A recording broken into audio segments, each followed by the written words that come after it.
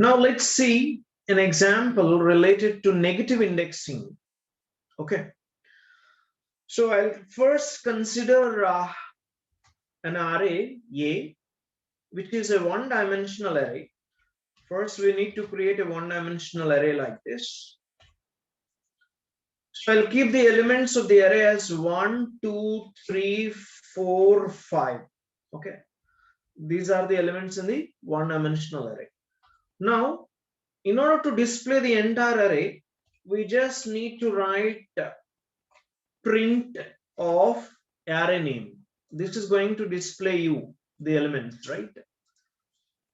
But for example, if I want to display the first element, then we have to write a of 0.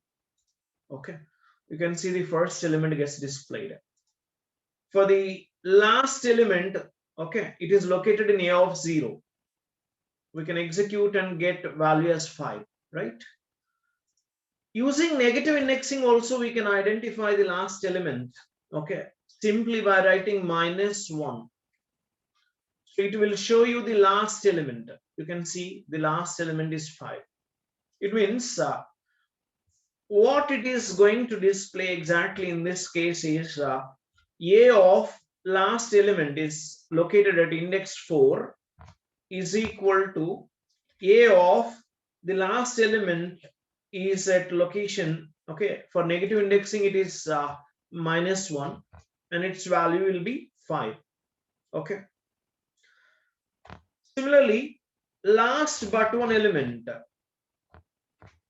we can display this by writing -2, A of -2. So when you execute, you will display the last but one element as well, which is 4.